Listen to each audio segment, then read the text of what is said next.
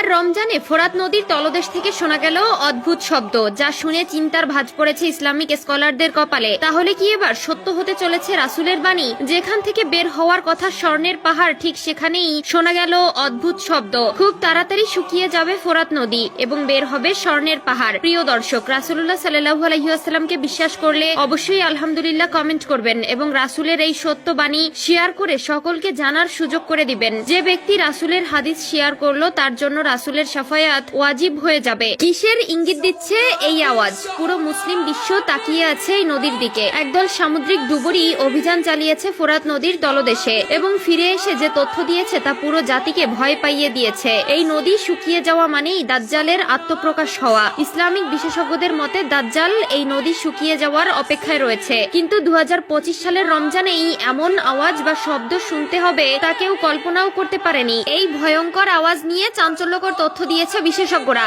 যা শুনলে অবাক হবেন আপনিও। হাদিসে রাসূলুল্লাহ সাল্লাল্লাহু আলাইহি ওয়াসাল্লাম বলেছেন, যেদিন ফোরাত নদী শুকিয়ে যাবে এবং এই নদীর গভীর থেকে বের হবে স্বর্ণের পাহাড়, বুঝে নিও কিয়ামত খুব সন্নিকটে। প্রথমে সকলে ভেবেছিল এই শব্দ হয়তো পানি থেকে আসছে, কিন্তু অনেক গবেষণার পরে জানা গেল এই শব্দ ফোরাত নদীর তলদেশ থেকে আসছে। ইসলামিক গবেষকদের মতে এই নদী শুকিয়ে যাওয়ার পর কিয়ামত সংঘটিত হবে বলে সুনিশ্চিত মনে করা হয়। ইতিমধ্যেই কিয়ামত নিয়ে স্পষ্ট বার্তা দিয়েছেন ইসলামিক গবেষকরা। শুকিয়ে গেছে ফোরাত নদী, বের হচ্ছে মাটির বুক চিরে স্বর্ণ। মানুষের মাঝে শুরু হয়ে গেছে স্বর্ণ তোলা নিয়ে প্রতিযোগিতা। এবার ইঙ্গিত মিলল রাসূলের বলে যাওয়া কিয়ামতের পূর্বাভাসের। কিভাবে অস্বীকার করবেন রাসূলের বাণী ও আল্লাহর বিধান? ফোরাত নদী বা ইউফ্রেটিয়াস রিভার্স 2800 কিলোমিটার লম্বা। এই নদীটি তুর্কি, সিরিয়া ও ইরাকের উপর দিয়ে বয়ে গেছে। শতাব্দীর পর শতাব্দী ধরে প্রবাহিত হওয়া এই নদী একসময় প্রাচীন মেসোপটেমিয়ার সভ্যতাকে শিকড়কে লালন করেছিল।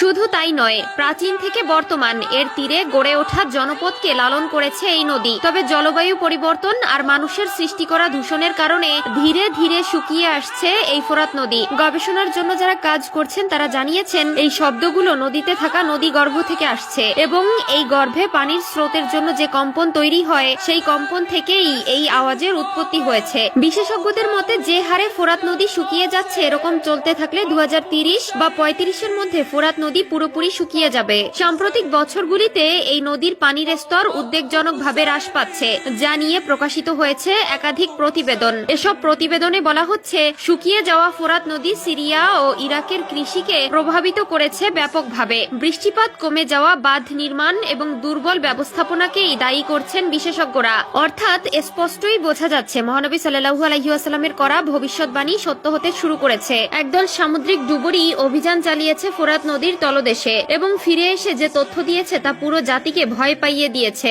এই নদী শুকিয়ে যাওয়া মানেই দাজ্জালের আত্মপ্রকাশ হওয়া। ইসলামিক বিশেষজ্ঞদের মতে দাজ্জাল এই নদী শুকিয়ে যাওয়ার অপেক্ষায়